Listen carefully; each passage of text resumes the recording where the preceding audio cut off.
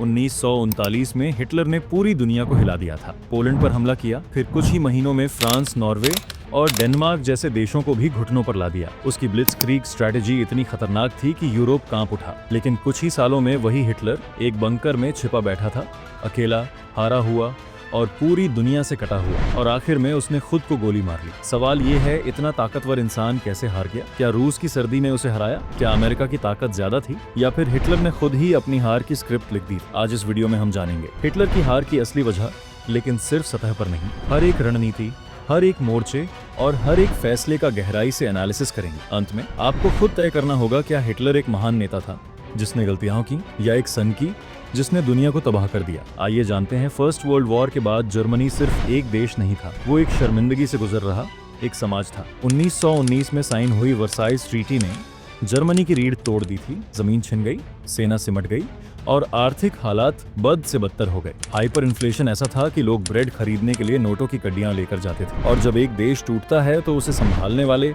या तो सुधारक होते हैं या तानाशाह जर्मनी को मिला अडोल्फ हिटलर। हिटलर ने जर्मन जनता को वही दिया जो वो सुनना चाहते थे, स्वाभिमान, शक्तिशाली जर्मनी और आत्मगौरव का सपना। 1933 में वो जर्मनी का चांसलर बना, लेकिन जल्द ही संविधान को बदलकर तानाशाह बन बैठा। और यहीं से शुरू हुआ नाजी जर्मनी का वो दौर जिसने पूरी दुनिया को हिला दिया। 1939 में जर्मनी ने पोलैंड पर हमला कर दिया। ब्लिट्जक्रीग यानी बिजली की तरह तेज हमला टैंक, फाइटर प्लेन और रेडियो कंट्रोल से चलती कम्युनिकेशन। दुनिया ने ऐसा कोऑर्डिनेटेड हमला कभी नहीं देखा था। इसके बाद France, Belgium, Netherlands, Norway, Denmark, 6 महीनों में आधा यूरोप हिटलर के कदमों में था। दुनिया हैरान थी, क्या ये आदमी दुनिया पर राज करेगा? क्या ब्रिटेन भी अगले हफ्ते हिटलर के सामने झुक जाएगा? उस वक्त की अखबारों में हेडलाइन छपती थी, no one can stop Germany now. लेकिन यही वो दौर था जब हिटलर ने खुद को अपराजय मान लिया था, और वहीं से उसकी सबसे बड़ी गलतियां शुरू होने वाली थीं। 1941 हिटलर को लग रहा था कि अब दुनिया की कोई ताकत उसे नहीं रोक सकती। लेकिन जीत की इस लहर में उसने एक ऐसी रणनीतिक भूल की जो उसकी हार की सबसे बड़ी वजह बन गई। हिटलर ने हमला कर दिया। सोवियत यूनियन पर नाम था ऑपरेशन बारबारोसा। इतिहास का सबसे बड़ा लैंड इन्वेजन। 3 मिलियन जर्मन सैनिक, 6 लाख गाड़ियां और हजारों टैंक। रूस के 3 प्रमुख शहरों को निशाना बनाया गया, लेनिनग्राद, मॉस्को और स्टालिनग्राद। और शुरुआत में जर्मनी सफल भी रहा। रूसी सेना हैरान थी, पीछे हट रही थी, लेकिन फिर जो हुआ वो जर्मनी ने कभी सोचा भी नहीं था। रूस की सर्दी, जिसे जनरल विंटर कहा जाता है, वो किसी भी आर्मी से ज्यादा खतरनाक साबित हुई। तापमान 37 डिग्री तक चला गया, टैंक जम गए, हथियार चलना बंद हो गए, सैनिक ठंड में मरने लगे। और इस पर रूस की रणनीति भी जानलेवा थी, स्कोर्च्ड अर्थ पॉलिसी। पीछे हटते समय गांव, पुल, खाना सब जला दो ताकि दुश्मन को कुछ भी न मिले। स्टालिनग्राड की लड़ाई 1942 में जर्मनी को पहला बड़ा झटका लगा। ये सिर्फ एक शहर की लड़ाई नहीं थी, ये हिटलर के पूरे ईगो पर हमला था। 2 लाख से ज्यादा जर्मन सैनिक मारे गए या बंदी बना लिए गए, और इसके बाद जर्मन की आर्मी कभी पूरी तरह रिकवर नहीं कर सकी। ऑपरेशन बारबारोसा के साथ हिटलर ने 2 चीजें खो दी, एक अपनी सेना की ताकत और 2 समय और रणनीतिक बढ़त। अब वो सिर्फ जीत नहीं रहा था, अब वो जीवन और मौत की जंग लड़ रहा था। और रूस वो अब सिर्फ बच नहीं रहा था, वो पलटवार करने की तैयारी कर रहा था। 1939 में पोलैंड पर हमला, 1940 में फ्रांस की हार। हिटलर की ब्लिट्जक्रीग स्ट्रैटेजी पूरे यूरोप को चीरती जा रही थी। अब अगला टारगेट था ब्रिटेन। हिटलर को लगता था कि ब्रिटेन डर जाएगा या शायद समझौता कर लेगा, लेकिन उसने ब्रिटिश जिद और हिम्मत को बहुत कम आंका। यहाँ से शुरू हुई बैटल ऑफ ब्रिटेन। जुलाई से अक्टूबर तक जर्मन एयरफोर्स, जिसे लुफ्टवाफे कहा जाता था, लुफ्टवाफे ने ब्रिटेन के शहरों पर दिन रात बमबारी की, लेकिन ब्रिटेन ने घुटने नहीं टेके। विंस्टन चर्चिल ने कहा था, हम कभी हार नहीं मानेंगे। और ये सिर्फ भाषण नहीं था। RAF रॉयल एयर फोर्स ने लुफ्टवाफे को कड़ी टक्कर दी।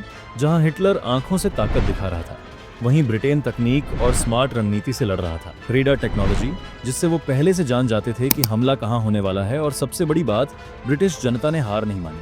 चाहे घर तबाह हुए, परिवार उजड़े, लेकिन जज्बा नहीं टूटा। 1941 के अंत तक हिटलर को पहली बार अपनी सीमा समझ आई। उसने ब्रिटेन को तोड़ने की कोशिश की, लेकिन खुद की ही हिम्मत टूटने लगी। और यहीं से हिटलर ने एक और बड़ी भूल की, रूस पर हमला, जो आपने पिछले पार्ट में देखा। लेकिन कहानी यहीं खत्म नहीं होती। अब इस युद्ध में आने वाला था दुनिया का सबसे ताकतवर देश। हिटलर को नहीं पता था कि अब वो जिनसे भिड़ने वाला है वो सिर्फ युद्ध नहीं, पूरी दुनिया का संतुलन बदल देंगे। 7 दिसंबर 1941 जापान ने अमेरिका के पेरल हार्बर नेवल बेस पर हमला कर दिया।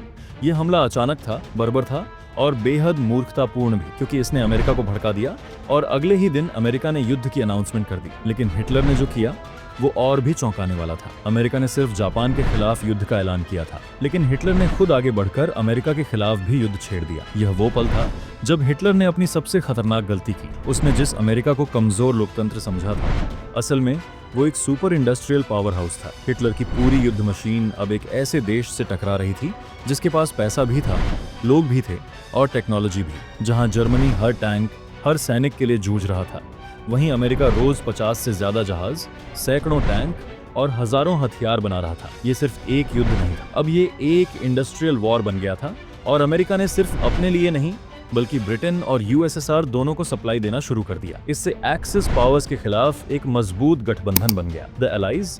अब हिटलर 3 दिशाओं से फंस चुका था, पूरब से रूस, पश्चिम से ब्रिटेन और अब समंदर पार से अमेरिका। और इसमें सबसे खास बात यह थी कि अमेरिका के पास वो चीज थी जो हिटलर के पास नहीं बची थी, रिसोर्सेज, टाइम और स्ट्रैटेजी। हिटलर इस युद्ध को जीतने के लिए भाग रहा था, लेकिन अमेरिका उसे धीरे धीरे थकाकर हराना चाहता था। 6 जून 1944 तारीख थी और दिन था सोमवार का, लेकिन इतिहास के लिए ये वो दिन था जब हिटलर की हार की उल्टी गिनती शुरू हो गई। इस दिन को कहा जाता है डी डे, और ये सिर्फ एक लैंडिंग नहीं, ये था इतिहास का सबसे बड़ा समुद्री हमला। अमेरिका, ब्रिटेन और कनाडा की सेनाओं ने नॉर्मंडी, फ्रांस में एक साथ हमला किया।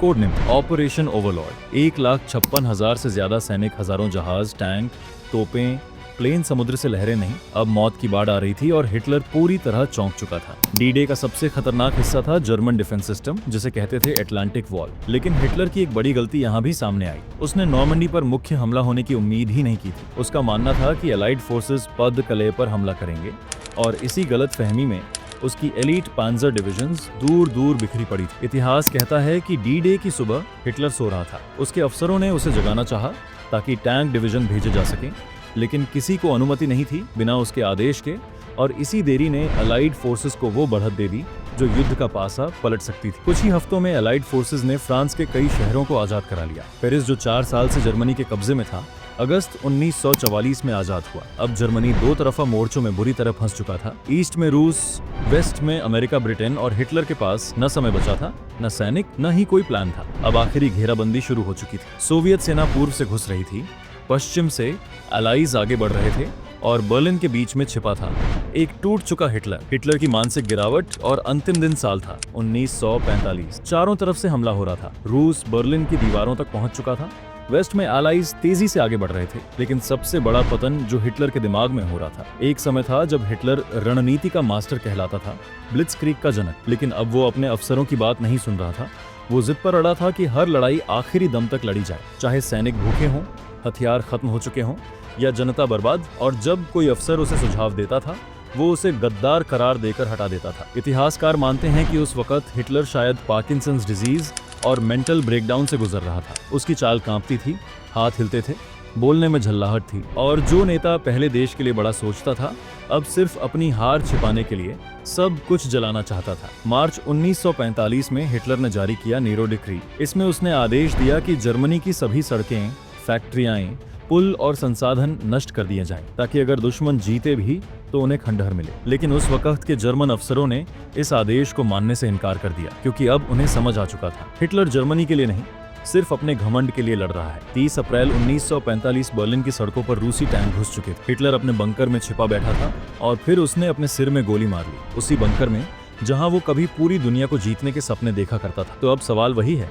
जिससे हमने शुरुआत की थी। हिटलर आखिर हारा क्यों? क्या सिर्फ रूस की सर्दी वजह थी, या अमेरिका की ताकत, या फिर हिटलर खुद अपनी हार का कारण बना? जब हिटलर ने ब्लिट्जक्रीग से आधा यूरोप जीत लिया तो उसे लगने लगा कि वो अजेय है, लेकिन यही घमंड आगे चलकर गलत निर्णय लेने की वजह बना। उसने डिप्लोमेसी छोड़ दी और हर देश को दुश्मन बना लिया। ऑपरेशन बारबारोसा शायद इतिहास की सबसे बड़ी युद्ध रणनीतिक गलती थी। जर्मनी ने सप्लाई लाइंस की परवाह नहीं की, न ही सैनिकों के ठंड में लड़ने के साधनों की। स्टालिनग्राड में मिली हार हिटलर की जीत का पहला सीधा झटका था। पर्ल हार्बर के बाद अगर हिटलर चुप रहता तो शायद अमेरिका सिर्फ जापान से लड़ता, लेकिन उसने खुद ही अमेरिका को चुनौती दी, और वो भी ऐसे समय में जब जर्मनी रिसोर्सेज से जूझ रहा था।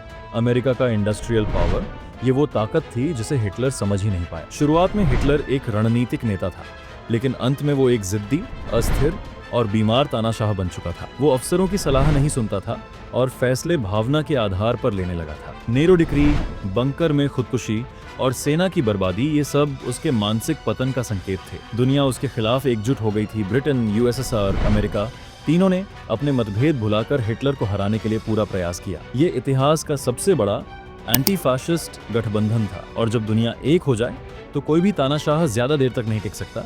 और इस तरह हिटलर की हार एक युद्ध की नहीं, बल्कि एक गलत सोच की हार थी। हिटलर की मौत सिर्फ एक इंसान का अंत नहीं था, ये एक विचारधारा का अंत था। एक ऐसी विचारधारा जो घृणा, नस्लवाद और सत्ता के नशे से भरी थी। एक तानाशाह जिसने दुनिया को जला देने की कोशिश की और अंत में खुद उसी आग में जल गया। इतिहास हमें सिर्फ बताता नहीं, वो हमें सिखाता भी है कि सत्ता जब बिना सवाल के दी जाती है तो वो अक्सर विनाश की तरफ ले जाती है। और यही कारण है कि आज भी हिटलर की हार एक चेतावनी है। तानाशाही सोच, ब्लाइंड नेशनलिज्म और युद्ध के जुनून के खिलाफ। अगर आपको ये वीडियो जानकारीपूर्ण और सोचने पर मजबूर करने वाला लगा तो इसे लाइक जरूर करें। कमेंट करके बताइए, क्या आज की दुनिया में कोई नया हिटलर फिर से उभर सकता है? और अगर आप चाहते हैं कि हम ऐसे ही इतिहास के गहरे हिस्सों को आपके लिए समझाएं और सामने लाएं, तो चैनल को जरूर सब्सक्राइब करें, क्योंकि हम सिर्फ इतिहास नहीं बताते, हम उसका मतलब भी समझते हैं। थैंक्स फॉर वॉचिंग, जहां इतिहास से मिलती है सोचने की दिशा। सब्सक्राइब, लाइक और शेयर। एक बार फिर थैंक यू।